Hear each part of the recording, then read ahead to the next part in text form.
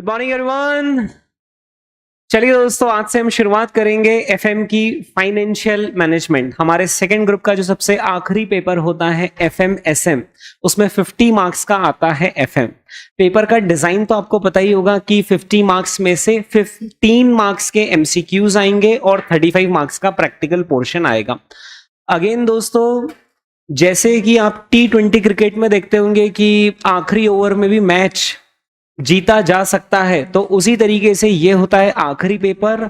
और शुरू के 5 पेपर चाहे जैसे गए हो, इस आखिरी पेपर में भी मैच जीता जा सकता है, क्योंकि इसमें जो एफएम का पोर्शन आता है उसमें 50 में से 48, 49, 50 में से 50 मार्क्स तक भी लाए जा सकते हैं। Yes, it is possible. तो एफएम में हमारी पढ़ने की अप्रोच ऐसी रहेगी कि क्यों ना हम इसमें 50 में से 50 फुल ऑन फुल मार्क्स लेकर आए, राइट। इजीली आप एफएमएसएम के पेपर में 100 में से 90 प्लस स्कोर कर सकते हो और मैच को अपनी तरफ कर सकते हो आखिरी ओवर में भी, राइट।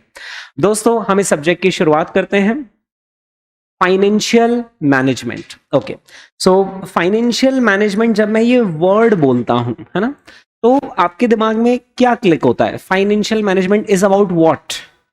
मनी, है ना। यानी क्या करते होंगे हम फाइनेंशियल मैनेजमेंट में? एनालिसिस, मनी रिक्वायरमेंट एनालिसिस कि कितने पैसों की जरूरत है, और मनी का मैनेजमेंट करते होंगे, यानी पैसा कहां से आ रहा है, कहां पर जा रहा है, राइट। पैसा कहां से रेज करना है, पैसा कहां पर लगाना है, राइट। दोस्तों, फाइनेंशियल मैनेजमेंट, जितने भी हमारे सब्जेक्ट्स हैं ना जो हम पढ़ रहे हैं, अकाउंट्स हुआ या फिर लॉ हुआ या फिर ऑडिट हुआ, है ना, आप कितने भी सब्जेक्ट पढ़ लो, लाइफ में आपको फाइनेंशियल मैनेजमेंट तो करना ही पड़ेगा। पूछो क्यों? क्योंकि सीए बनने के बाद आपके पास 2-3 चॉइसेस हैं, या तो आप जॉब पे चले जाओ या फिर आप खुद की प्रैक्टिस शुरू कर दो, है ना। पढ़ा तो हम रही हैं। तो दोस्तों, ये 2-3 चॉइस में कुछ भी करो, आप पैसा तो कमाओगे। क्या बोलते हैं? अगर अपना सैलरी पैकेज लगा तो भी हम पैसा कमाएंगे, और अगर हमने प्रैक्टिस भी शुरू कर दी तो भी हम पैसा कमाएंगे, राइट। हाँ, पैसा कमाने के बाद क्या करोगे, है ना। शुरुआत के कुछ समय हम पैसा उड़ाएंगे, लेकिन जब धीरे रहकर अक्कल आएगी तब आप पैसा बचाना भी शुरू कर दोगे, राइट। तो जब तक अक्कल नहीं आती तब तक उड़ाना, उसके बाद पैसा बचाना शुरू कर देना, राइट। दोस्तों, जब आप पैसा बचाएंगे तो क्या करेंगे पैसों का? उसे हम इन्वेस्ट करेंगे, राइट। तो अकाउंट्स में सिखाते पैसा कहाँ इन्वेस्ट करना, ऑडिट में, लॉ में, डायरेक्ट टैक्स में सिखाते पैसा कहाँ लगाना है, इनडायरेक्ट टैक्स में सिखाते पैसा कहाँ लगाना है, एसएम में सिखाते पैसा कहाँ लगाना है, स्ट्रेटेजिक मैनेजमेंट में, कॉस्टिंग में सिखाते पैसा कहाँ इन्वेस्ट, कहाँ सीखेंगे हम ये? एफएम में, राइट।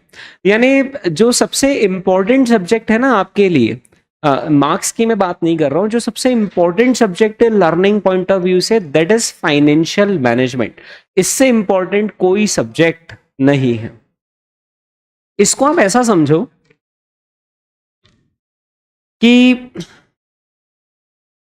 आपने खैर ये कहावत पहले ही सुनी होगी, ये सेइंग आपने पहले ही सुनी होगी, don't work for money, let the money work for you, है ना। हमें पैसों के लिए काम नहीं करना है, हमें ऐसा कुछ काम करना है कि पैसा हमारे लिए काम करे, राइट। इसको आप ऐसा समझिए, आप एक काम कीजिए, आपकी जो फैमिली है, आपके जो रिलेशंस में है, रिश्तेदार है ना, उसमें से जो सबसे अमीर रिश्तेदार हैं आपके, वो हो सकता है आपके मामा जी सबसे अमीर हो, या आपके फूफा जी सबसे अमीर हो, या फिर कोई भी बड़े पापा सबसे अमीर हो, चाचा जी सबसे अमीर, मतलब जो भी है ना, आपके रिलेशंस में जो सबसे अमीर इंसान है उनकी कल्पना कीजिए दिमाग में। कर लिया आपने? ओके। अब आप उनकी नेटवर्थ सोचिए कि उनकी नेटवर्थ कितनी है। एक अंदाज लगाइए, जिनका भी आप कल्पना कर रहे हैं उनकी नेटवर्थ कितनी है। लगभग may be 20 crore, may be 25 crore, may be 50 crore, may be 100 crore, जो भी नंबर, मतलब जिनका भी आप सोच रहे हैं उनकी नेटवर्थ आप अपने हिसाब से सोचिए। सोच लिया आपने? ओके, है ना। आपने कितनी नेटवर्थ सोची, जरा बताना कितने? 10 करोड़ आपने नेटवर्थ सोची, है ना। ओके दोस्तों, जब आपने 10 करोड़ की नेटवर्थ सोची, है ना, तो अब तुम मुझे बताओ कि उनकी ये जो नेटवर्थ तुम सोच रहे हो, उसमें मैक्सिमम पैसा उनके पास क्या वो जो काम कर रहे हैं, वो जो बिजनेस कर रहे हैं या जो जॉब कर रहे हैं वहां से जनरेट हुआ है, या उन्होंने पिछले 10-15 सालों में उस पैसे को कहीं लगाया है और वहां पर एसेट में, किसी एसेट में उन्होंने पैसा लगाया और वो एसेट के प्राइसेस एप्रिशिएट हुए, वहां से पैसा आया। बताओ कहां से पैसा है? एसेट प्राइसेस एप्रिसिएशन से पैसा है। तुमने भी किसी के बारे में सोचा होगा, है ना? उनकी भी जो नेटवर्थ है, राइट, उनकी नेटवर्थ में जो मैक्सिमम कंट्रीब्यूशन है वो कहां से आ रहा है? बिजनेस से वो प्रॉफिट ज्यादा कमा रहे हैं, या जहां से भी वो प्रॉफिट कमा रहे हैं उसको जहां लगा रहे हैं वहां से पैसा ज्यादा आ रहा है, वहां से पैसा ज्यादा आ रहा है। किसी भी व्यक्ति की ओवरऑल नेटवर्थ में जो मैक्सिमम कंट्रीब्यूशन होता है वो जो काम कर रहा है ना उससे नहीं होता है, उसकी नेटवर्थ में मैक्सिमम कंट्रीब्यूशन होता है, उसने जहां पैसा लगाया वहां पर चीजें अप्रिशिएट हो गई। कल्पना करो एक ऐसे टीचर की जिन्होंने आज से लगभग 20-22 साल पहले पढ़ाना शुरू करा। उस जमाने में दोस्तों फीस बहुत नहीं, मैं तो 20-22 साल से तो नहीं पढ़ा रहा हूं उन्होंने 20-22 साल पहले पढ़ाना शुरू करा। उस वक्त ना फीस बहुत कम होती थी, यानी उस वक्त ये जो आपके सीए फाउंडेशन के सब्जेक्ट्स होते हैं ना उनकी फीस 500, 700, 800, 1000, 1200 रुपए ऐसे होते थे, राइट। अब मान लो 100 बच्चे भी आ गए तो 1000 रुपए में 100 बच्चे यानी कितने हो गए? सिर्फ 1 लाख रुपए। लेकिन सपोज करो कि उन्होंने 5-7 साल पढ़ाने के बाद एक बड़ा सारा प्लॉट लिया, और वो प्लॉट बड़ी साइज का प्लॉट है यार, है ना, और उस प्लॉट को किसी एक पर्टिकुलर रेट पर स्क्वायर फीट में खरीदा, और उससे 10 साल बाद उस जगह के दाम 5 गुना हो गए। तो अब आप बताइए कि ऐसे व्यक्ति ने जो अपना मेन प्रोफेशन है, मेन काम है, वहां से ज्यादा कमाया, या पैसे को सही जगह पर लगाकर एसेट एप्रिसिएशन से ज्यादा कमाया? एसेट एप्रिसिएशन से ज्यादा कमाया। कल्पना कर पा रहे हैं आप ऐसे किसी टीचर की? यस। तो दोस्तों तो मैं आपको ये समझाना चाह रहा हूं कि आप ऐसे तो घिसते रह जाएंगे और काम करते रह जाएंगे। सैलरी में क्या होगा आपका? चलो सीए बन गए आप, मैंने आपको सीए बना दिया, आपकी सैलरी बोलो क्या लगी? मुंबई में रियलिस्टिकली बोलना है ना, अपने आपको सुपर हीरो मत समझना। रियलिस्टिकली पैकेज क्या होता है? 12 लाख, 15 लाख, चलो मेरी तरफ से 15 लाख रुपए का पैकेज। हाँ, कहां लगेगा ये आपका? किसी छोटे टियर 2 टियर 3 सिटी में, मुंबई मेट्रो सिटी में जाना पड़ेगा, मेट्रो सिटी में, है ना। मेट्रो सिटी में रेंट पता है कितना होता है?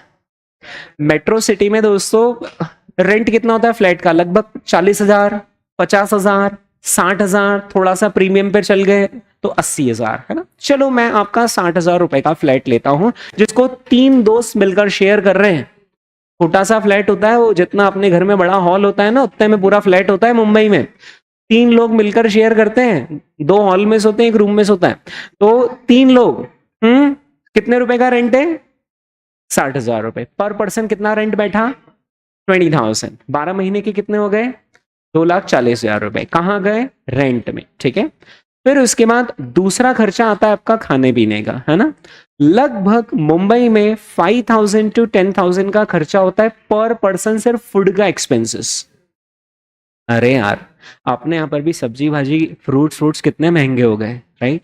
तो एक बार का एक इंसान पे खर्चा लगभग 100 से 150 रुपए का हो ही जाता है। तो एक बार का, दिन में 2 बार खाएंगे तो लगभग 300 रुपए का खर्चा, और 30 दिन में लगभग 9,000 रुपए का खर्चा। और मुंबई में सारी चीजें महंगी हैं, तो 10,000 रुपए आपके सिर्फ खाने का खर्चा है। और गलती से अगर आप कभी सैटरडे संडे बाहर होटल में चले गए तो होटल में मुंबई में रफली 1.5 टाइम्स बिलिंग होती है। मतलब जो काम आपका इंदौर में 500 में होता है ना, यहाँ पर वो काम मुंबई में 750-800 का होता है, राइट। तो 10,000 आपका per month food expenses, multiply by 12 months, कितने हो गए? 1,20,000। तो 2,40,000 और प्लस जोड़ते जाना जरा, कितना आ रहा है? 3,60,000, ठीक है। चलो, इसके बाद आपका कन्वेयंस एक्सपेंसेस। ट्रेन्स, आपको मुंबई की लोकल ट्रेन्स की हालत या तो देखी होगी या फिर सुनी तो डेफिनेटली होगी, है ना। पर झक मार के आपको ट्रेन में ही जाना पड़ेगा, चाहे कितनी भी भीड़ हो, क्योंकि गलती से अगर आपने ऐसे हाथ देकर कैब रोक ली, और आपका ऑफिस मुंबई में क्या रहता है, ऑफिस कैसे दूर रहते हैं? 10 किलोमीटर, 15 किलोमीटर, 20 किलोमीटर। इंसान बोरीवली से कहां तक जा रहा है? वहां तो 15-15 किलोमीटर का डिस्टेंस। एक तो टाइम ज्यादा लगता है, अगर आप कैब से जाते हो तो हर जगह ट्रैफिक जाम, ऑफिस आवर सबके सेम है, जाने का डायरेक्शन भी सबके सेम रहते हैं, तो जाते वक्त भी ट्रैफिक मिलता है और आते वक्त भी ट्रैफिक। रफली अगर आपने टैक्सी से कम्यूट करा तो आपको 1 से 2 आवर्स सिर्फ जाने में लग जाएंगे, और टैक्सी से जैसे ही उतरे तो 15 किलोमीटर का रेट, यानी लगभग आपको 300 से 500 रुपए सिर्फ एक बार जाने के देने पड़ेंगे, और वापस से 300 से 500 रुपए एक बार आने के देने पड़ेंगे। मतलब मैं जब पहली बार मुंबई में उतरा था ना, मैं उतरा था बोरीवली स्टेशन पर, जब इंदौर से वहां पर गए थे जॉब करने। मैं बोरीवली स्टेशन पर उतरा और मेरी डेस्टिनेशन थी थाने, है ना, वहां पर मुझे जाना था, वहां पर मुझे ज्वाइनिंग करनी थी। बोरीवली से जब मैं थाने गया ना, तो आज से ये बात है 2006 की, यानी आज से लगभग कितने बहुत सारे साल हो गए, है ना। तब मैंने 700 रुपए दिए थे टैक्सी वाले को, तब मैंने 700 रुपए दिए थे टैक्सी वाले को, क्योंकि ट्रेन से उतरे और इंदौर से गए थे तो हाथ में सामान था, तो ऑप्शन ही नहीं आपके पास कि आप बस में या फिर ट्रेन में चढ़ जाओ 2 बैग लेकर। खुद के चढ़ने की जगह नहीं होती यार ट्रेन में, 2 बैग लेकर कैसे चढ़ोगे आप, राइट। और वो बैग कहाँ जाएंगे, और बस वाला भी अलाउ नहीं करता है बैग के साथ, बस भी पूरी बैग चलती। 700 रुपए सिर्फ एक तरफ जाने के लगे। दोस्तों आपका कन्वेंस का एक्सपेंस रफली आप ये मान के चलिए कि 5,000 रुपए महीना होगा, क्योंकि क्या रहता है कि जैसे आप ट्रेन से भी उतरोगे तो ट्रेन तो एक जगह तक ले जाएगी, फिर वहां से 4 किलोमीटर जाना है, तो हाँ, तो 5,000 रुपए पर मंथ है, मल्टीप्लाई बाय 60,000 रुपए जोड़ो कन्वेंस के। चलो अब इसके बाद मम्मी पापा से मिलने भी तो आएंगे।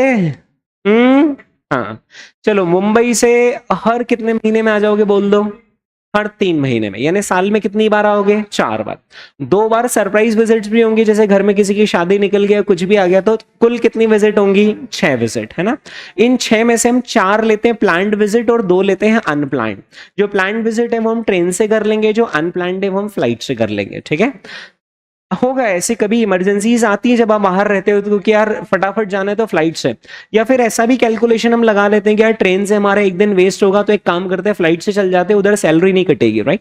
तो 4 बार आप ट्रेन से गए, है ना। ट्रेन का टिकट मैं 1,000 रुपए तो मान ही लूं यार, है ना। एसी का टिकट अभी आप सीए बनने के बाद, राइट, तो जैसे भी ट्रेवल करोगे, राइट, एटलीस्ट आप एसी में जाएंगे तो 1,000 रुपए का मिनिमम टिकट है, वैसे वो 1,500 रुपए हो ही जाएगा, है ना। चलो 1,000 मान लो, तो 1,000 जाने के और 1,000 आने के, 2,000 मल्टीप्लाई बाय 4 ट्रिप कितने हो गए, 8,000। तो लगभग इसको 10,000 करके जोड़ लो, ठीक है। 10,000 रुपीज आपका ट्रेवल का। फ्लाइट के जोड़ो जरा, फ्लाइट के 5,000 जाने के, 5,000 आने के, और 2 बार कितने हो गए, 20,000। जोड़ लो आप 20,000 रुपए, जोड़ लिया। चलो अब इसके बाद थोड़े से लाइफस्टाइल एक्सपेंसेस लगते हैं, क्योंकि जब हम मुंबई में कॉर्पोरेट्स में मल्टीनेशनल कंपनीज में जाते हैं तो फिर आपको अपना लाइफस्टाइल अकॉर्डिंगली रखना पड़ता है, राइट। यानी आपको ब्रांडेड शर्ट्स पर भी जाना पड़ेगा, ब्रांडेड ट्राउजर्स पर भी जाना पड़ सकता है, ब्रांडेड वॉचेस पर जाना पड़ सकता है, ब्रांडेड शूज पर जाना पड़ सकता है, एंड सो ऑन, राइट। तो लगभग जो मेरा एक्सपीरियंस रहा है वो ये है कि लगभग 10,000 रुपीज पर मंथ आते लाइफस्टाइल एक्सपेंसेस, क्योंकि ब्रांडेड शर्ट खरीदते ना 2,000 3,000, उधर देखते वो लोग कि ब्लैकबेरी का शर्ट पहनो, तो 2,000 3,000 ऐसे का मतलब 10,000 rupees per month would be your lifestyle expenses, ठीक है। कितना हो गया, 1,20,000 जान दो मेमोरी प्लस में, ओके। इसके बाद दोस्तों हमने वो खाना तो आप खुद से तो बनाओगे नहीं, तो खाने बनाने के लिए, क्लीनिंग करने के लिए आपको मेड रखना पड़ेगा। 5,000 पर मंथ मल्टीप्लाई बाय 12 महीने, 60,000 रुपए डालो जरा उधर। इलेक्ट्रिसिटी का एक्सपेंस जोड़ो, 2,000 per month multiply by 12 month, 24,000 रुपए। जान दो कैलकुलेटर में, जान देना सारे खर्चे, ठीक है, ओके। मेमोरी रिकॉल कर लो, अभी कितना आया है, 6,54,000, रफली 7 लाख मान लू मैं, है ना, क्योंकि खर्चे कम नहीं होते कभी भी, ये ध्यान रखना, खर्चे हमेशा बढ़ते ही बढ़ते हैं, राइट। और अभी इसमें मैंने आपके घूमने फिरने इधर उधर मुंबई में कभी लोनावला निकल गए, कभी गोवा, वो तो मैंने जोड़ा ही नहीं है। अभी मैंने ऐश तो आपको कुछ भी नहीं करवाए, मैं तो सिर्फ आपकी एक आम जिंदगी जीने की बात कर रहा हूँ। 7 लाख रुपए में ऐश करने गए तो 7 लाख 8 लाख भी होंगे, 8 लाख 9 लाख, अरे 1 मिनट, और अगर कुछ आपको शौक वोक भी हुए तो फिर तो फिर वो तो अभी मैंने कुछ जोड़ा ही नहीं है। मैं तो बहुत बिल्कुल साधु जीवन की बात कर रहा हूं कि अगर आपने साधु वाला जीवन जिया मुंबई में तो भी आपको 7 लाख रुपए लगेंगे, और शौक पाले तो फिर तो उसका तो कोई गणित ही नहीं, मतलब फिर तो आप भूल जाओ। कितने रुपए का खर्चा मान लिया अपन ने, 7 लाख। पैकेज कितने का लगा था, 15 लाख। अच्छा एक और चीज, 15 लाख का पैकेज 15 का होता है क्या? नहीं। 15 लाख के पैकेज में बहुत सारे डिडक्शंस होते हैं, उसके अंदर ऐसे कंपोनेंट्स होते हैं जो आपको मिलेंगे ही 5 साल बाद।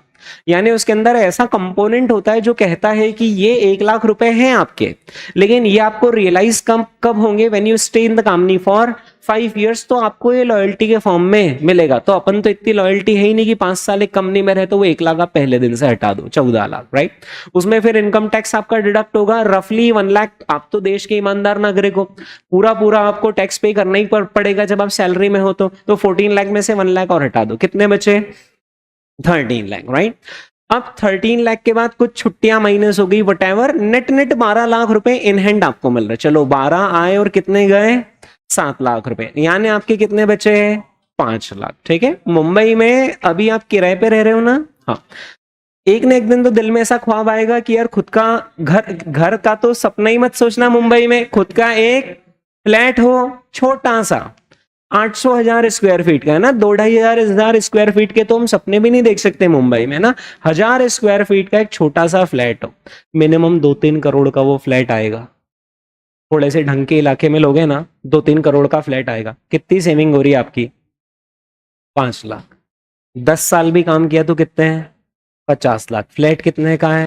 2 करोड़। अभी ये मत बोल देना कि सर वो धीरे धीरे सैलरी बढ़ेगी बेतों से। तो धीरे धीरे सैलरी बढ़ेगी तो साइड में खर्चे भी बढ़ेंगे, और आप एक के अगर डबल होंगे तो खर्चे भी, और खर्चे डबल नहीं होते, एक के डबल में खर्चे ट्रिपल होते हैं, क्योंकि अभी आप लोग शेयरिंग में रह रहे थे। हाँ, बाद में आपको खुद का एक पर्सनल फ्लैट लेना पड़ेगा जिसका पूरा 60,000 का रेंट आप ही दोगे। ठीक है। दूसरा, डबल के बाद जब ट्रिपल हुए ना तो तो बच्चों की एजुकेशन नहीं, अभी तो डबल में तो आपने बोल दिया था वो भी तो कमाएगी, तो फिर वो भी तो ले ट्रिपल, अब कहां से कमाएगा? पर खर्चा तो पूरा होगा। अच्छा है यार, उसकी एजुकेशन, उसका डॉक्टर का खर्चा, उसको खिलौने टॉयज दिलवाना, ये वो रिक्रिएशन के लिए मॉल ले जाना, ये सब करना पड़ेगा ना। क्या बचत होगी आपकी? 5 लाख ही रहेगा। आप लिखवा लो मुझसे, आपका धीरे धीरे पैकेज बढ़ेगा तो 15 लाख का पैकेज कितना होगा? 16, 17, 18 लाख। तो उस रेट से महंगाई भी बढ़ेगी। वो जो अभी आपका किराया 60,000 ले रहे हैं ना, अगले साल वो आएगा और उसको 66,000 कर देगा। तो आपके सारे एक्सपेंसेस इन्फ्लेशन के कारण बढ़ जाएंगे, फ्लैट के दाम भी बढ़ते जाएंगे, और आप कौन से पहले ही साल जाकर फ्लैट बुक कर लोगे? फ्लैट बुकिंग के लिए 2 करोड़ का फ्लैट है तो कम से कम जेब में 40 लाख तो चाहिए। 40 लाख इकट्ठे करने में 8 साल लग जाएंगे, मजाक की बात नहीं हो रही। अगर आप 20, 21, 22 साल की उम्र में भी सीए बने तो भी 30 साल के पहले आप फ्लैट बुकिंग का भी नहीं सोच सकते हो। और 30 साल की उम्र में भी जब आप फ्लैट बुक करोगे तो 20 साल के लोन पे बुक करोगे, और 20 साल तक की ईएमआई भी अच्छी खासी आएगी। यानी अगर आप 2 करोड़ का लोन लेते हो ना तो लगभग 2 लाख रुपए महीने की ईएमआई आती है। मैंने मेरा घर बनाने के लिए 25 लाख रुपए का लोन लिया था, 25,000 की ईएमआई आती थी। तो अगर आप 2 करोड़ रुपए का वहां पर फ्लैट, मैंने तो पहले बनाया था तो कम लोन लिया था, अब 2 करोड़ रुपए अगर आप फ्लैट बुक करोगे तो 2 लाख रुपए की ईएमआई, भरते भरते दम निकल जाएगा 2 लाख रुपए की ईएमआई। और जिंदगी के अंत में हासिल क्या होगा? एक फ्लैट। उतनी जगह तो हमारे माता पिता ने यहीं खरीद ली, उससे बड़ी जगह, बिना किसी जॉब करे और बिना सीए क्वालिफाई करे, राइट? तो अगर आपको अमीर बनना है ना तो जॉब उसका कोई रास्ता नहीं है। जॉब करके सिर्फ आप अपने रूटीन रनिंग एक्सपेंसेस निकाल सकते हो और लोगों के सामने दिखावा कर सकते हो कि हाँ सब बढ़िया चल रहा है, मेरे खर्चे निकल रहे हैं। कमी नहीं पड़ेगी आपको, एक किसी चीज की कमी नहीं। आपको फ्लाइट से जाना है, आप कहीं पर भी जा पाओगे, घूमने जाना है जा पाओगे, को सिंगापुर दुबई का टूर लगा पाओगे। बट वेल्थ जनरेशन जॉब से नहीं होता है, जॉब से वेल्थ जनरेशन नहीं होता है, जॉब से आपके रनिंग एक्सपेंसेस मिल जाएंगे। यानी किसी भी आप जॉब वाले को देख लेना, वो बढ़िया लाइफस्टाइल में जी रहा है लेकिन वेल्थ क्रिएशन नहीं हो पा रहा है। वेल्थ क्रिएशन करने के 3 तरीके होते हैं। पहला होता है प्रॉपर्टी, जमीन खरीदो। जमीन में 1 का 2, 1 का 5, 1 का 10, डिपेंडिंग ऑन कहाँ खरीदी, कब खरीदी, किस भाव में खरीदी, और उस जगह पर प्रॉपर्टी में क्या उछाल है। देखा आपने 1 का 10 होते हुए देखा है क्या जमीन में? है ना? किसी ने 1000 रुपए स्क्वायर फीट में प्लॉट लिया, 10,000 रुपए स्क्वायर फीट रेट देखा है आपने? यस। जमीन में पैसा लगाकर अमीर बना जा सकता है। यह हुआ अमीर बनने का पहला तरीका। अमीर बनने का दूसरा तरीका होता है कि जॉब नहीं करना है, बिजनेस करना है। जॉब नहीं करना है, बिजनेस करना है। हालांकि बिजनेस सेटअप करने में समय लगता है, लेकिन फिर भी एक बार सेटअप हो जाए उसके बाद बिजनेस पैसा जनरेट करना शुरू करता है।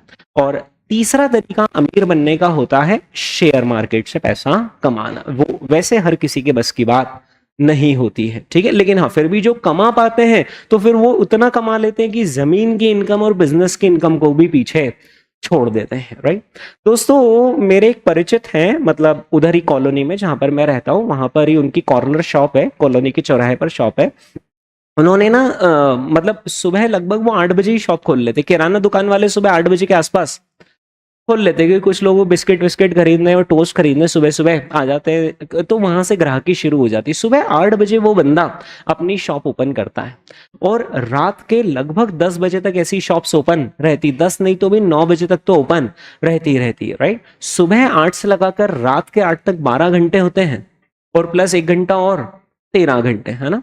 ये बंदा हफ्ते में 6 दिन अपनी शॉप ओपन रखता है, 13 घंटे, और वो जिस दिन छुट्टी रहती है ना उस दिन भी आधे दिन अपनी शॉप ओपन करता है। और इस बंदे की मंथली इनकम है 2 लाख रुपए। 2 लाख रुपए कोई कम नहीं है, मतलब एक डिसेंट इनकम है यार।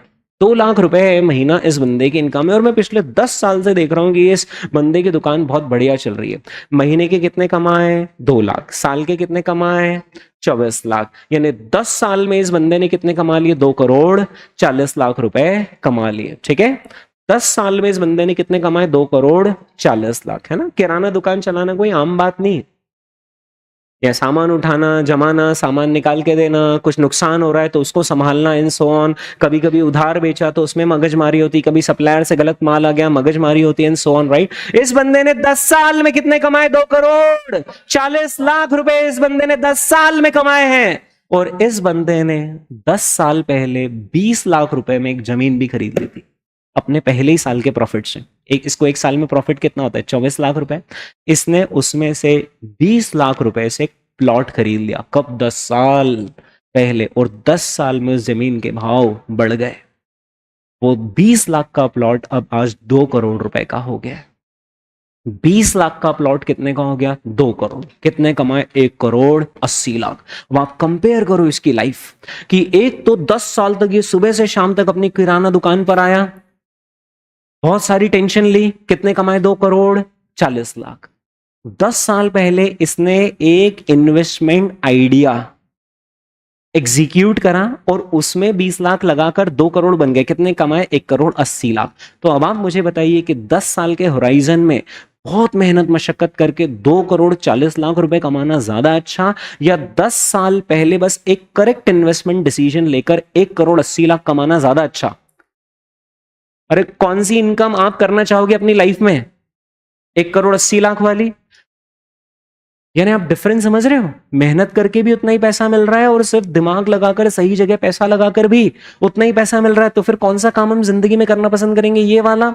और इस बंदे ने सिर्फ पहले साल के प्रॉफिट से थोड़ी ना प्लॉट लिया था, जो सेकेंड ईयर का प्रॉफिट आया उससे भी इसने एक प्लॉट बुक करा था। वो 1 का 10 नहीं हुआ, वो 1 का 8 हुआ।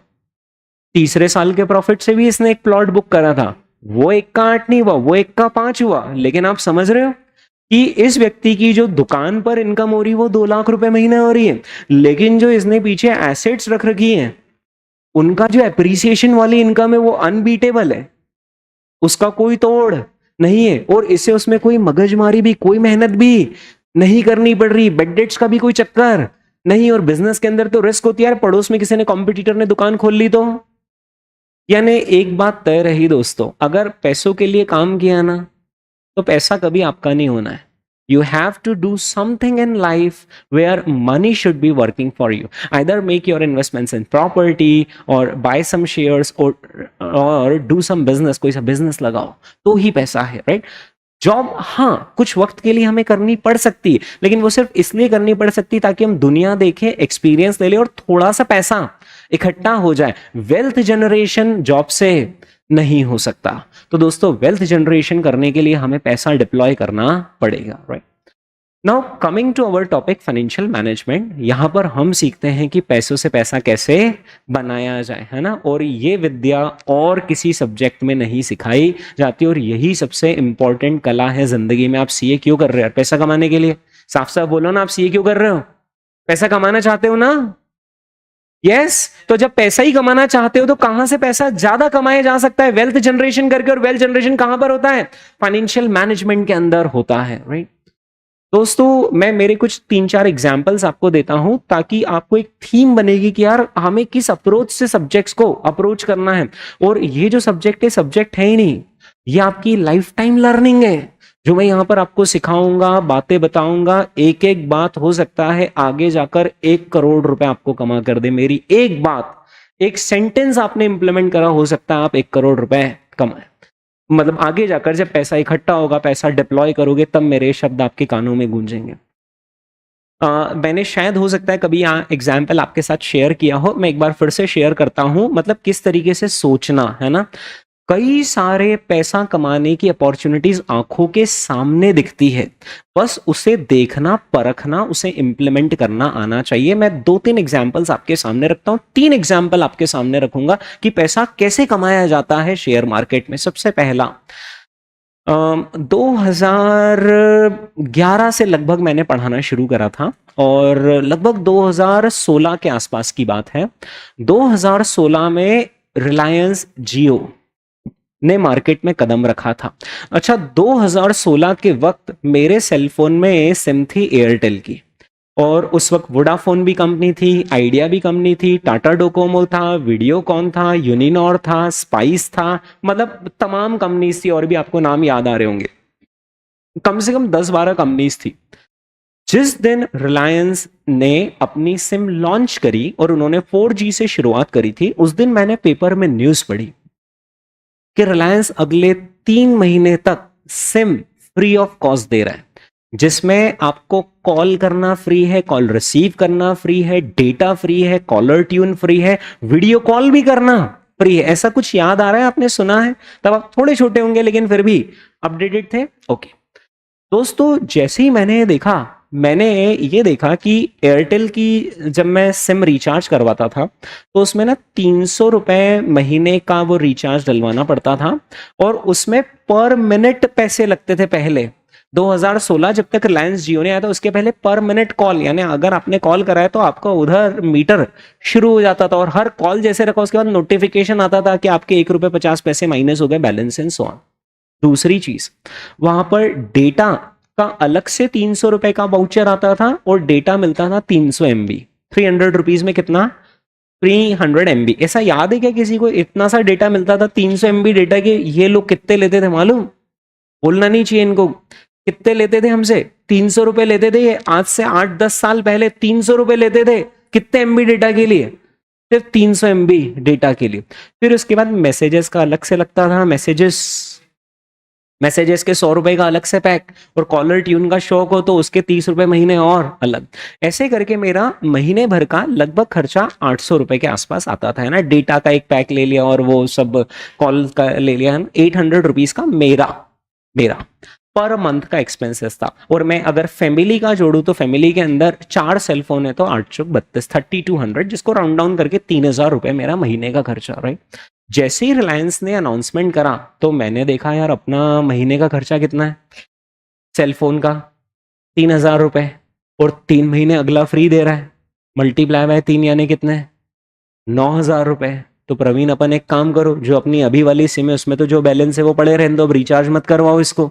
इसमें कोई डेटा का पैक नहीं लेंगे, कोई मैसेजेस का कुछ नहीं, और एक रिलायंस की नई सिम ले लो, 3 महीने अगला फ्री दे रहा है, क्या दिक्कत है। और अपने को इतना भी भरोसा था कि बाद में बंदा चार्जेस भी लेना शुरू करेगा तो रीजनेबल ही लेगा, इन जैसा तो ज्यादा तो नहीं लेगा। सेकंड सिम यूज कर लूंगा, ड्यूअल सिम सेलफोन था। दोस्तों मैंने उसी दिन डिसाइड कर लिया कि अपने को 9000 रुपए की सेविंग करनी। 9000 रुपए अपने बच जाएंगे, और 9000 रुपए बच गए तो यार ठीक है ना, किसके बचे? अपने ही बचे। बढ़िया, अपन उस 9000 रुपए जो बचत होगी पूरी 9000 बचेंगे।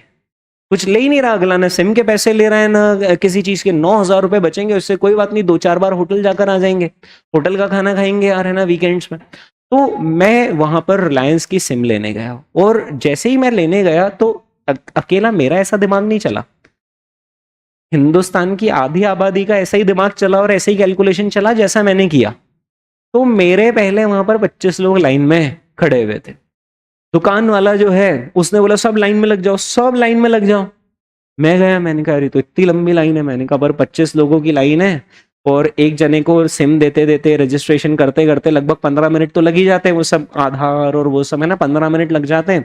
25 लोगों की लाइन इंटू 15 मिनट यानी कितने हो गए, 400 मिनट हो गए, 400 मिनट यानी 6-7 घंटे। तो मैंने कहा यार अपने तो 6-7 घंटे लग जाएंगे जब तक नंबर आएगा लाइन में। पर मैंने कहा कोई बात नहीं प्रवीण, ठीक है ना, अगर 6-7 घंटे मतलब लगभग पूरा दिन ही हो गया, आज एक काम करते क्लासेस की छुट्टी कर देते, बच्चों को बोल देते यार कहीं पर बिजी हूं नहीं आ पाऊंगा, और अपन ये सिम की जुगाड़ कर लेते, 4 सिम की जुगाड़ करनी पूरे घर के लिए, 4 सिम की जुगाड़ भी हो गई और अपने अगर 9,000 रुपए बच गए तो मतलब बचत हो गई ना, और क्लासेस कहीं जाते हो नहीं, कोई बात नहीं संडे को एक्स्ट्रा ले लेंगे। मैंने क्लास की छुट्टी कर दी और मैं लाइन में लग गया, और वो लाइन धीरे धीरे आगे बढ़ी, लगभग आधा पौन घंटा हो गया, 1 घंटा हो गया खड़े खड़े। मैंने कहा यार, फिर मैंने दिमाग लगाया, मैंने कहा यार इसकी सिर्फ यहाँ थोड़ी ना सिम मिल रहे हैं, इंदौर शहर में दूसरी जगह भी तो मिल रही है। मेरा एक फ्रेंड था दूसरी कॉलोनी में, उसको कॉल किया, भाई तेरे उधर वो शॉप होगी वहां पे सिम मिल रही है क्या? उसने बोला मिल तो रही पर लाइन बहुत लंबी। मैंने कहा कितने लगे हुए? 40। तो मैंने कहा ठीक है तू भी मेरे इधर ही आ जा। 40 लोगों की लाइन। मैंने तीसरे दोस्त को फोन लगाया, उधर भी यही आलम। मैंने कहा बॉस ये तो हर जगह लाइन।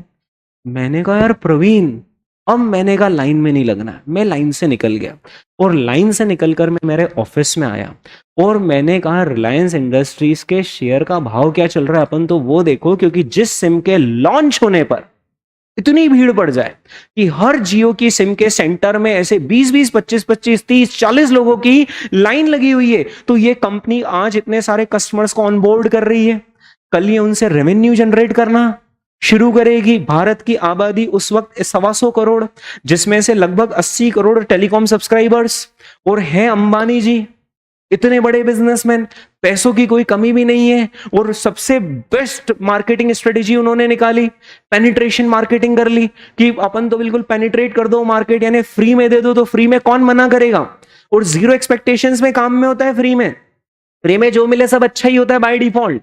तो दोस्तों मैंने कहा 80 करोड़ में से लगभग ये बंदा ना 1/3 मार्केट शेयर तो कैप्चर कर लेगा, तो 80 करोड़ का 1/3 रफली होता है 25 करोड़। तो 25 करोड़ अगर सब्सक्राइबर अंबानी जी ने ओवर द नेक्स्ट 2 इयर्स इकट्ठे कर लिए, गौर से सुनना दोस्तों कैलकुलेशंस कैसे चलते हैं शेयर मार्केट में, कितने करोड़ सब्सक्राइबर बोले मैंने? 25 करोड़। उस वक्त सोचा था मैंने, आज तो उनके उससे ज्यादा हैं। 25 करोड़ सब्सक्राइबर अगर अंबानी जी ने इकट्ठे कर लिए, और अंबानी जी ने उनसे 300 रुपए महीने भी लिए, 25 करोड़ इंटू 300 करो जरा, 7500 करोड़ पर मंथ रे, 7500 करोड़ रुपए एक महीने का रेवेन्यू, मल्टीप्लाई बाय 12 महीने, 90,000 करोड़। तो मैंने कैलकुलेशन किया कि ये बंदा तो 90,000 करोड़ का मार्केट देख रहा है, और 90,000 करोड़ एक साल का मार्केट। और फिर मैंने कहा 1 मिनट, 90,000 करोड़ का जो मार्केट ये बंदा कैप्चर करेगा, ये सिर्फ सिम में कैप्चर करेगा, इसके बाद तो ब्रॉडबैंड भी है, दूसरी भी तो वैल्यू एडेड सर्विसेज है, इसके बाद तो ब्रॉडबैंड भी है ना, वो भी तो एक अलग से रेवेन्यू का सोर्स है। फिर इसके बाद वो TV channels and so on, मतलब टीवी चैनल्स में उस वक्त नहीं सोच पाया, पर ब्रॉडबैंड तो अपन ने सोच लिया था। तो दोस्तों 90,000 करोड़ के रेवेन्यू में अगर 20% भी प्रॉफिट हो, तो 18,000 करोड़ का हर साल बंदे को प्रॉफिट होगा। और आज की तारीख में 18,000 करोड़ नहीं, आज की तारीख में रिलायंस के सब्सक्राइबर ही 40-50 करोड़ है। तो आप कैलकुलेशंस कर पा रहे हो, है ना? और मैंने कहा 1 मिनट, पूरा देश तो डिजिटलाइजेशन की ओर जा रहा है, यानी आज की तारीख में बैंक्स, आप जो भी ट्रांजैक्शन कर रहे हो कैसे कर रहे हो? ऑनलाइन ट्रांजैक्शंस कर रहे हो, यानी banks, HDFC bank, SBI bank ठप हो जाए अगर जियो और एयरटेल का ब्रॉडबैंड ही नहीं हो तो। 1 मिनट, डेटा कहां से कम्युनिकेट होता है? और ये जो सारी इनकी ऑनलाइन एप्लीकेशन है, आप जो एप्लीकेशन चला रहे हो किनके नेटवर्क पे चला रहे हो? या तो जियो, एयरटेल या फिर वोडाफोन आइडिया, और किसके नेटवर्क पे चला रहे हो? तो देखा जाए तो ये मोनोपोली बिजनेस कर रहे हैं। आज की तारीख में जो भी सारा आपका टीवी पर एंटरटेनमेंट डिलीवर हो रहा है ओटीटी प्लेटफॉर्म से, किसके दम पे चल रहे हैं? आपका जो यूट्यूब चल रहा है, टेलीग्राम चल रहा है, व्हाट्सएप चल रहा है, इंस्टाग्राम, सब किसके पीछे? Powered by Jio, Airtel. मैंने कहा ये तो मोनोपोली बिजनेस है, और अगर ये मोनोपोली बिजनेस है तो इस पे 20% प्रॉफिट मार्जिन कमाना कोई बड़ी बात नहीं है। मतलब प्रवीण सिम छोड़, वहां तो सिर्फ 9,000 रुपए ही बचाएगा, उसकी बजाय क्या कर, शेयर खरीद। दोस्तों रिलायंस का शेयर मुझे इस वक्त याद है मैंने 800-900 रुपए के आसपास में लिया था, लेट अस अज्यूम 900 रुपए, एग्जैक्ट प्राइसेस याद नहीं, बहुत पुरानी बात हो गई। 900 रुपए में सपोज करो कि मैंने रिलायंस का शेयर लिया, है ना, सारा एनालिसिस करके 900 में मैंने रिलायंस का शेयर लिया। आज रिलायंस का शेयर कितने का है ना? लगभग आप 2800 रुपीज का रेट बोल रहे हैं, मैं इसको 3000 मान लेता हूं, है ना? मैंने कितने में खरीदा था शेयर? 900 में। कब? 2016 में। आज शेयर कितने का हो गया? 3000 रुपए का हो गया। ठीक है, 3000 मान लो, ऊपर नीचे होता रहता रोज 50 रुपए ऊपर नीचे। 3000 का शेयर, है ना? प्लीज ऐसा मत कहना कि सर 900 के 3000 ही तो हुए हैं। रिलायंस ने अभी 3-4 साल पहले 1:1 का बोनस दिया था। यानी 1 मिनट कैलकुलेशंस पर आना। मैंने जो 900 में 1 शेयर लिया था, तो अब 3000 का मेरे पास 1 शेयर है, 3000 वाले 2 शेयर्स हैं, 2 शेयर हैं। हाँ, कैलकुलेशन समझना, मैं 1 शेयर पर बात कर रहा हूं। मैंने 900 रुपए दिए बस। 2016 में मैंने कितने रुपए दिए? 900 रुपए दिए, ठीक है। और अब मेरे पास 3-3000 वाले 2 शेयर है, ठीक है। और आप में से कुछ लोग जो स्टॉक मार्केट से थोड़ा बहुत भी वाकिफ होंगे, उनको पता होगा अभी से कुछ 1-2 साल पहले जियो फाइनेंस नाम की कंपनी ने बाजार में कदम रखे। जियो फाइनेंस पहले रिलायंस इंडस्ट्रीज का हिस्सा था और रिलायंस इंडस्ट्री ने उसका डीमर्जर करा, और डीमर्जर करके हर एक शेयर होल्डर को एक जियो का शेयर मिला। तो मेरे पास रिलायंस के 2 शेयर और मेरे पास जियो फाइनेंस के भी 2 शेयर। जियो फाइनेंस के शेयर का अभी रेट चल रहा है 300 के आसपास, 350 के आसपास। 350 है ना? 350 पर शेयर मल्टीप्लाई बाय 2 शेयर, 700 रुपए। तो वहां कितने? 6000 हो गए थे, प्लस 700 रुपए और जोड़ लो, कितने हो गए? 6700 रुपए, ठीक है। लगाए कितने थे? 900, हो कितने गए? 6700, ठीक है। और इस बीच रिलायंस ने इन 8-10 सालों में डिविडेंड दिया है, जो सीधे कैश बैंक अकाउंट में क्रेडिट हुआ है। लगभग 1 का 8 गुना हो गया 8 साल में। 2016 से अगर मैं 2024-25 की बात करूं तो इट्स बिन 8 और 9 ईयर्स। और देख लो ना, 900 रुपए को 8 गुना कर लो ना, कितना होता है? 7200 रुपए रफली। वो सब डिविडेंड्स और डिविडेंड्स का रीइन्वेस्टमेंट जोड़ते हैं। मतलब अगर 8 साल में 8 गुना पैसा हुए तो बुरा है क्या? सिर्फ कितना सा दिमाग लगाया मैंने। 1 मिनट, एनालिसिस पूरा करा था अपने को। Balance sheet, P&L, cash flow statement, annual report, ये सब पढ़नी आती है। और मैं तो आप चार्टर्ड अकाउंटेंट्स लोगों को ज्यादा विशिष्ट मानता हूं कि सिर्फ आप ही लोगों में ये कला है।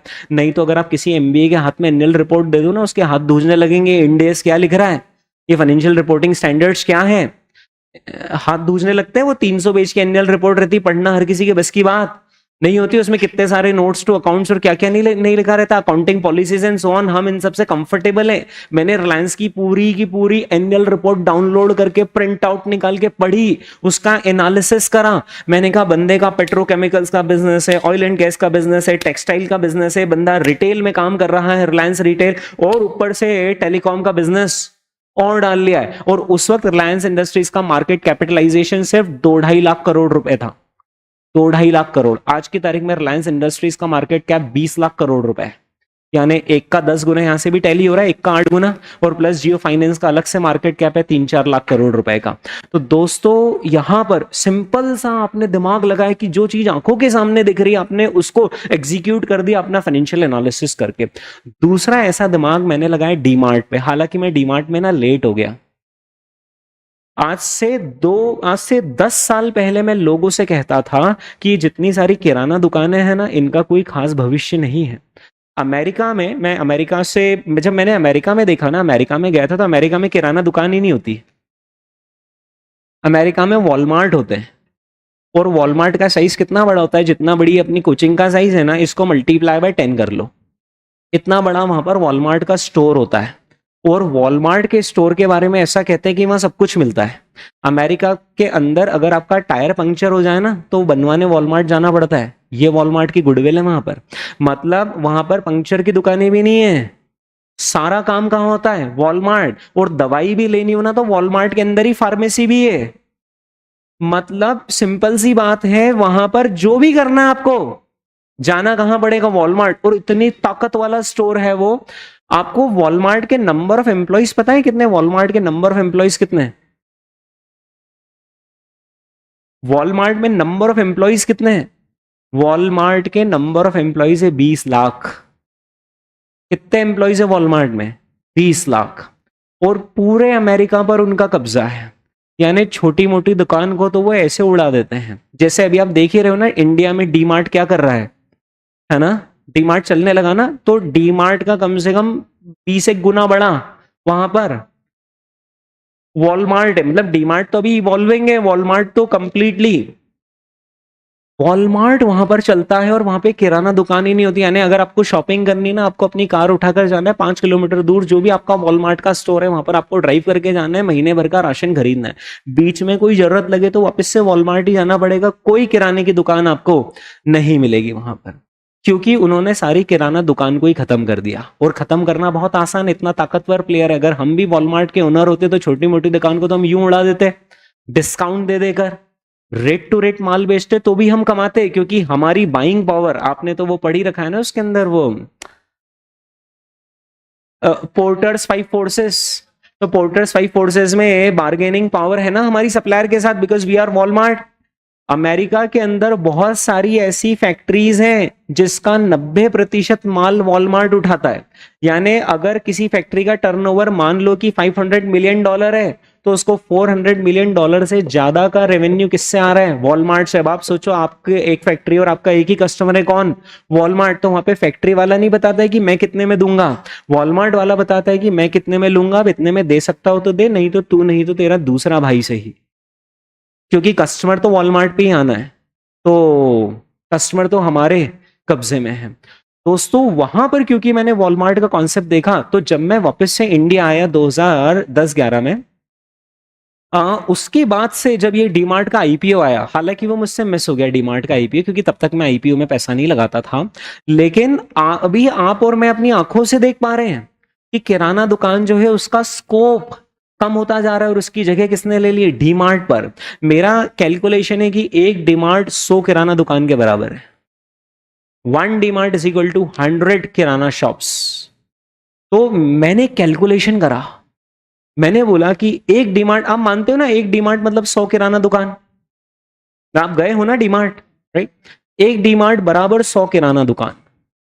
तो मैंने डीमार्ट का वैल्यूएशन कैसे करा, मैंने देखा एक नॉर्मल किराना दुकान कितना रुपए कमाती साल भर में। एक नॉर्मल किराना दुकान कमाती 20 लाख रुपए साल भर में, तो 100 किराना दुकान कितने कमाएगी? जरा कैलकुलेशन बताइए। 20 लाख इंटू 100, 2000 लाख, यानी 20 करोड़। यानी एक डीमार्ट का स्टोर का प्रॉफिट, एक डीमार्ट के स्टोर का प्रॉफिट कितना हो रहा है? 20 करोड़ रुपए। और ऐसे देश में 300 डीमार्ट के स्टोर्स हैं, तो 300 मल्टीप्लाई बाय 20, यानी ये बिजनेस कितना प्रॉफिट जनरेट करेगा? करता है या करने का पोटेंशियल है, दोनों एक ही बात है। Is that clear? Share market में ऐसा नहीं होता है कि आज क्या कर रहा है, शेयर मार्केट में पोटेंशियल कितना है उस पर काम होता है, ये मालूम है ना?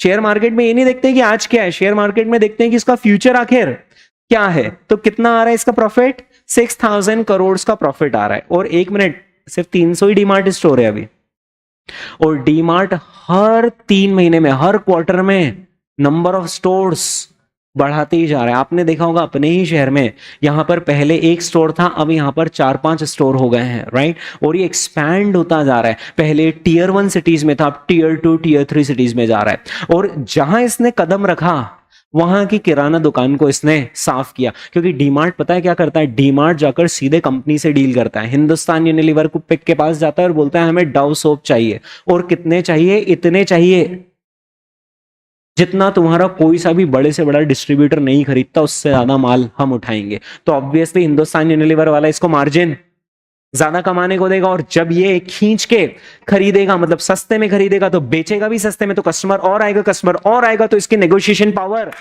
और बढ़ जाएगी। डीमार्ट के शेयर का मैंने एनालिसिस करा, और अभी लगभग 6 महीने पहले की बात है, मैंने इसका शेयर 3600 रुपीज में खरीदा।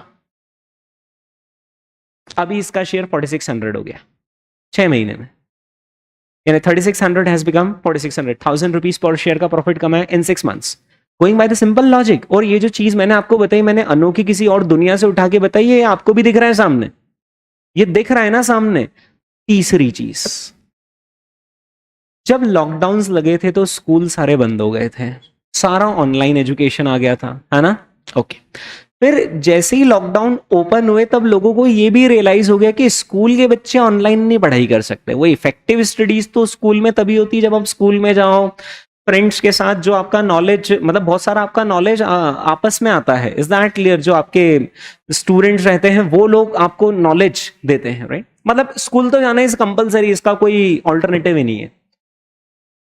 स्कूल्स में आपने देखा होगा अभी शहरों में ट्रैफिक बढ़ता जा रहा है, शहर भी बढ़ते जा रहे हैं और शहर में ट्रैफिक भी बढ़ते जा रहा है। और आपने देखा है कि शहर में जब स्कूल ओपन होता है तो वो आज की तारीख में शहर के बीच में ओपन नहीं होता है, शहर के बाहर आउटस्कर्ट्स में, बाईपास एरिया, यहां पर स्कूल्स ओपन होते हैं, क्योंकि स्कूल को जितना एरिया चाहिए, आजकल स्कूल में सिर्फ पढ़ाई नहीं, उसके साथ दूसरी सारी एमेनिटीज भी देनी पड़ती। वो जमाना दूसरा था आज से 20 साल पहले वाला, जब हमने पढ़ाई करी थी, जब फोकस सिर्फ पढ़ाई पर होता था। आज के जमाने में ऑलराउंड डेवलपमेंट चाहिए, तो उसके लिए आपको स्पोर्ट्स फैसिलिटीज देनी, उसके लिए आपको जगह ज्यादा चाहिए। वो ज्यादा जगह आपको मिलेगी ही कहां पर? शहर के बाहर। और आपका रिटर्न ही तब निकलेगा जब आप शहर के बाहर जमीन खरीदोगे, क्योंकि शहर के बीच में जमीन खरीदोगे तो 10 गुना महंगी आएगी, तो इतना सारा पैसा सिर्फ जमीन में ही ब्लॉक हो जाएगा। तो रिटर्न कैसे निकलेगा? Percentage return. नहीं समझे मेरी बात? जहां 1 करोड़ में स्कूल खुल रहा है वहां 10 करोड़ में खोलोगे तो रिटर्न परसेंटेज तो कम ही होगा ना। कोई स्कूल की फीस यहाँ पे 10 गुना थोड़ी मिल जाएगी। तो सारे स्कूल शहर के बाहर खुल रहे। अब जब शहर के बाहर खुल रहे तो ट्रांसपोर्टेशन फैसिलिटीज की जरूरत है। मैंने अपनी आंखों से ऑब्जर्व करा कि फोर्स मोटर्स की ट्रेवलर गाड़ी, ये बहुत सारे स्कूल्स खरीद रहे हैं आज की तारीख में।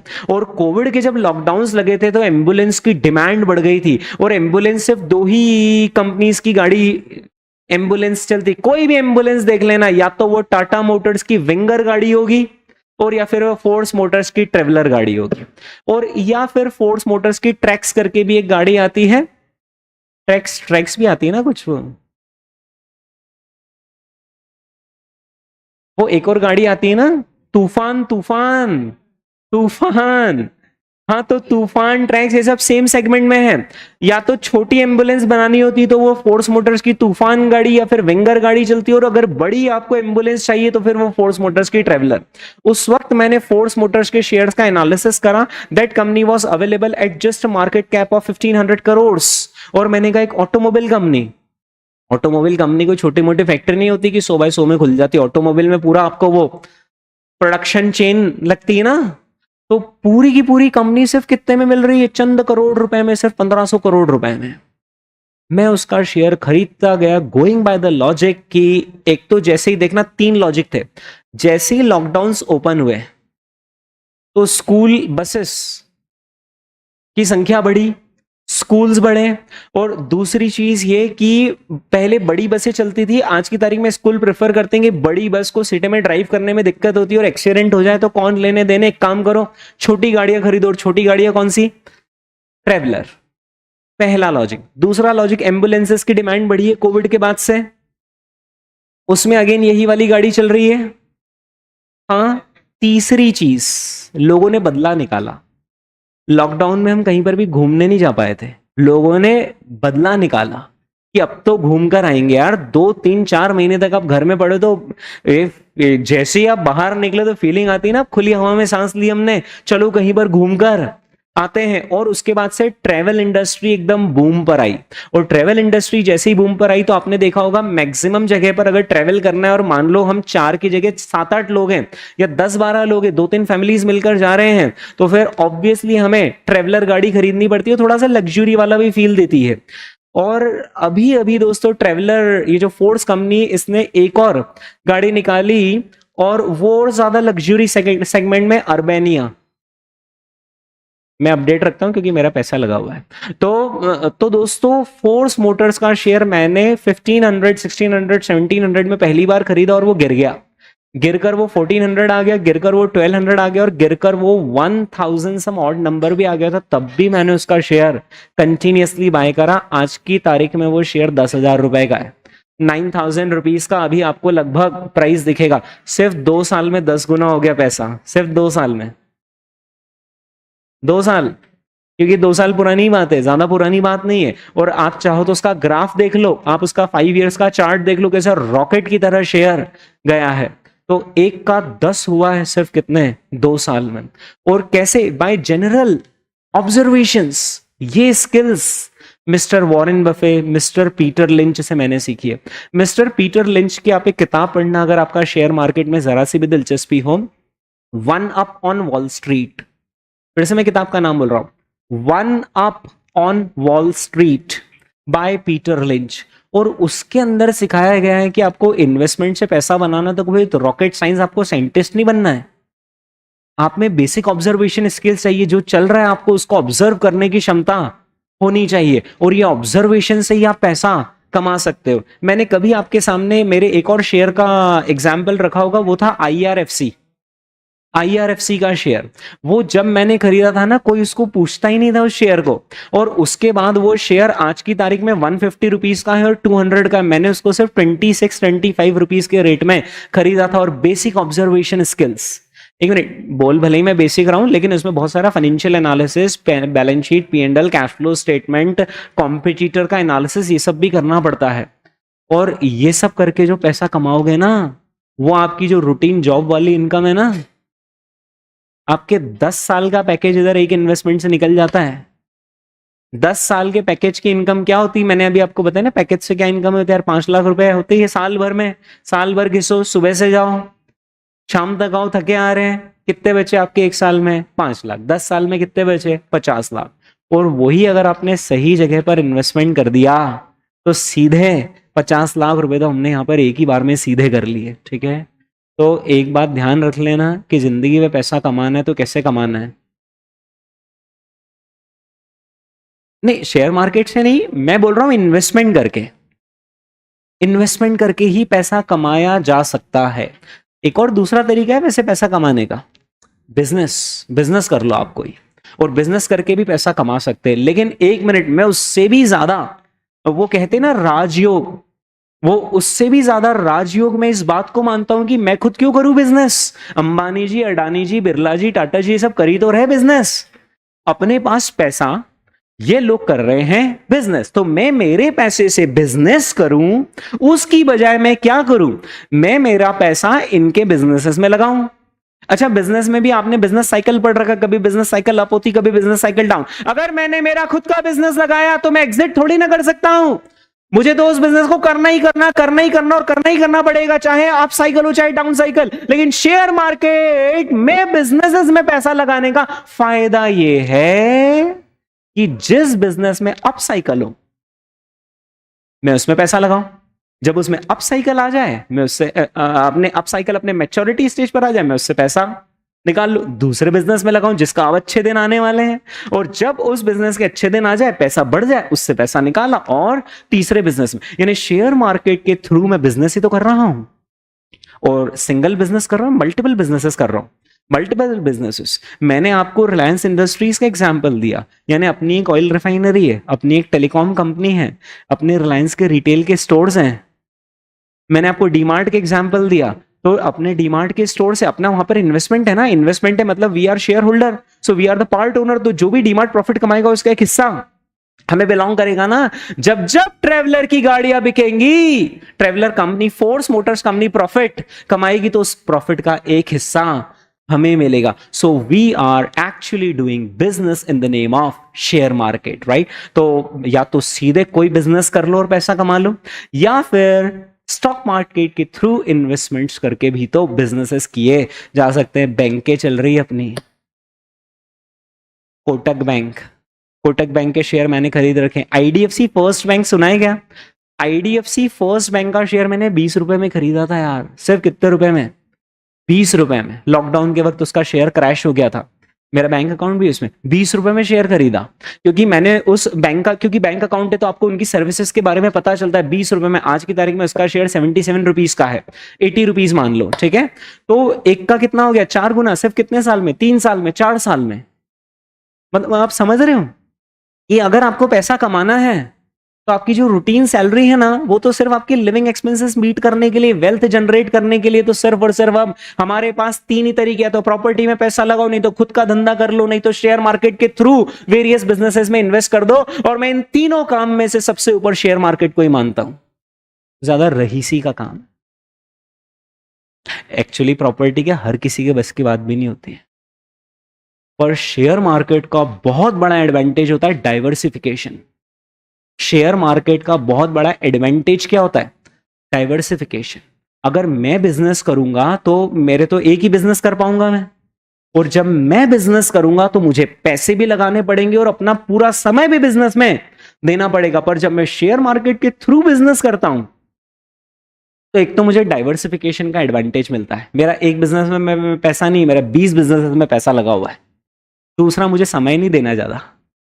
मेरा खुद का बिजनेस लगाऊंगा तो मुझे पूरा ध्यान देना पड़ेगा ना, लेकिन अगर मैं शेयर मार्केट के थ्रू इन्वेस्टमेंट्स करूंगा बिजनेसेस में तो मुझे थोड़े ना ध्यान देना है, कंपनी का जो मैनेजमेंट है वो क्या कर रहा है वो ध्यान देगा ना। Is that clear? तो जब भी अंबानी जी अनाउंसमेंट करते हैं कि मैं एक नया बिजनेस कर रहा हूं तो मुझे खुशी होती है कि व्यक्ति अपने लिए काम कर रहा है।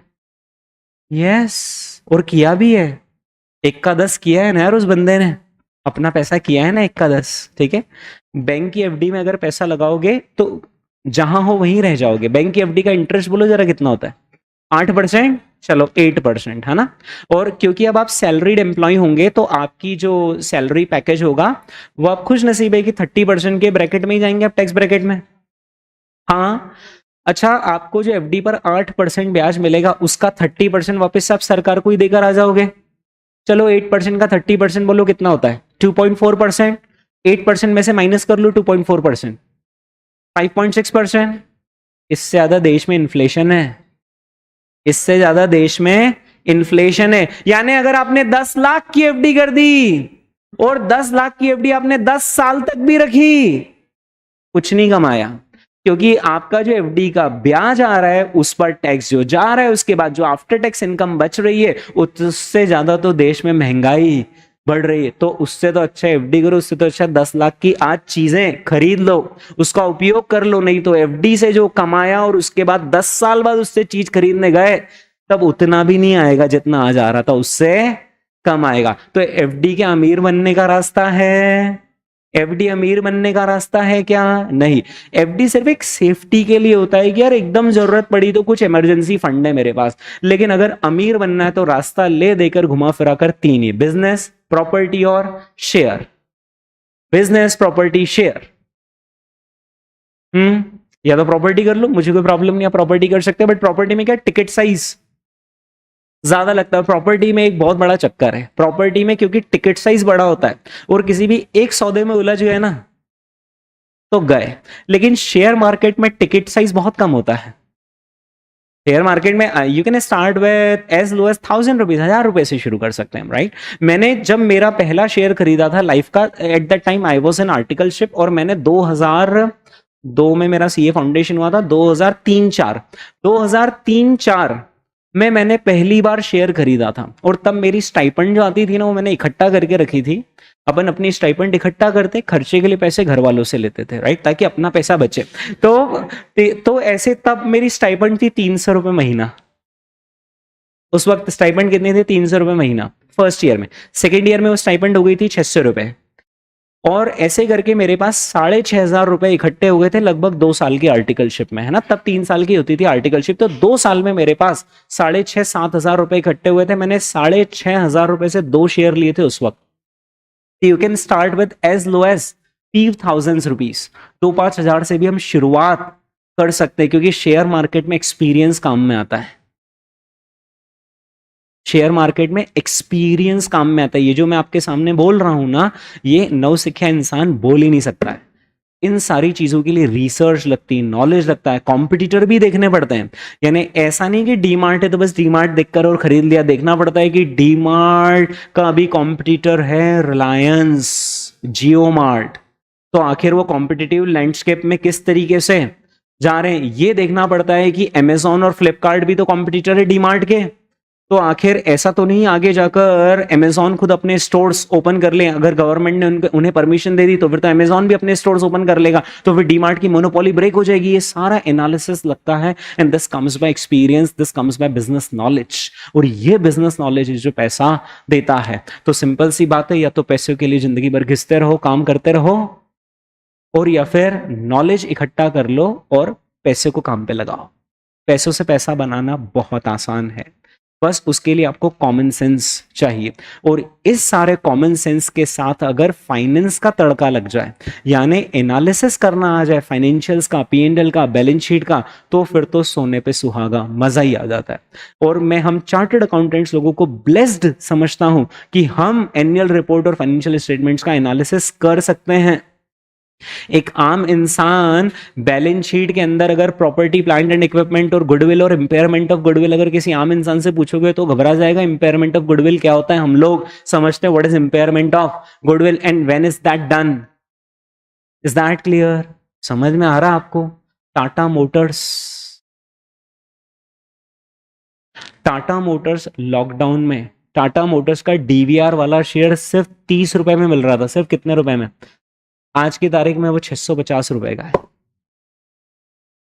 टाटा मोटर्स के शेयर में मैंने कहा यार सिंपल है, आप किसी भी हाईवे पर निकल जाओ, आपको जो ट्रक दिखेंगे ना, तो 10 में से 5 ट्रक आपको टाटा के ही दिखेंगे। आप कभी हाईवे पर गएंगे, यू वुड हैव ऑब्जर्व्ड कि हाँ ऐसा ही होता है। और लॉकडाउन के बाद से टाटा की गाड़ियां उठ रही है ज्यादा।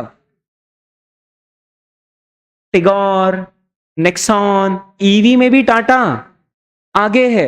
तो दोस्तों टाटा मोटर्स के शेयर का मैंने एनालिसिस करा और मैंने बोला अब जो टाटा मोटर्स है उसका शेयर इतना गिर गया है कि नहीं यार, वैल्यू तो उस शेयर की ज्यादा है और मिल बहुत कम है। शेयर मार्केट में दो चीजें होती है, एक होता है वैल्यू, दूसरा होता है प्राइस।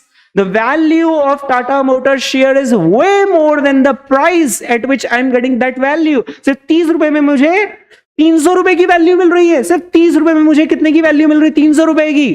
अरे अपन नहीं शॉपिंग करने आते, अपन बोलते यार वर्थ है यार ये। अपन ने कोई गारमेंट देखा, अपने कोई शर्ट का पीस, यार ये तो वर्थ है यार, इतने में मिल रहा है और लग तो ज्यादा कर रहा है। तो वैसे ही शेयर मार्केट में लग रहा है टाटा मोटर्स की शेयर की वर्थ ज्यादा है लेकिन प्राइस बहुत कम है, then you should buy it.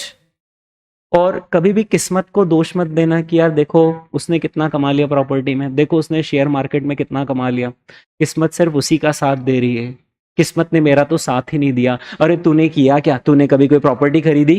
तूने कभी किसी शेयर में पैसा लगाया? हाँ, तो किस्मत कैसे साथ देगी? बिना पैसा लगाए कैसे किस्मत साथ देगी? अरे आपने एक प्रॉपर्टी नहीं खरीदी, एक शेयर नहीं खरीदा, बताओ किस्मत अच्छी भी हो तो क्या हो जाएगा? मैं बैंक अकाउंट में 3.5% ब्याज मिलेगा मुझे सेविंग में और एफडी कर दूंगा तो 6-7% मिलेगा। किस्मत यहां साथ देगी?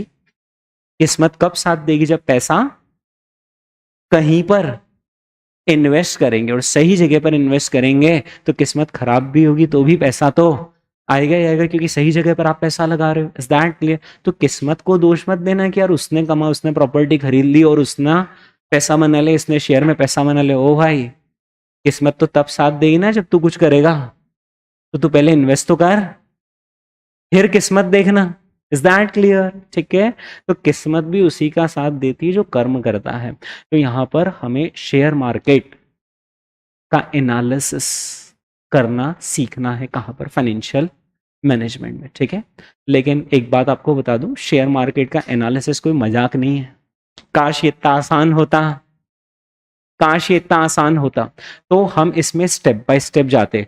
आईसीआई ने आपके सिलेबस को 2 पार्ट में डिवाइड करा है, एक इंटरमीडिएट और दूसरा फाइनल।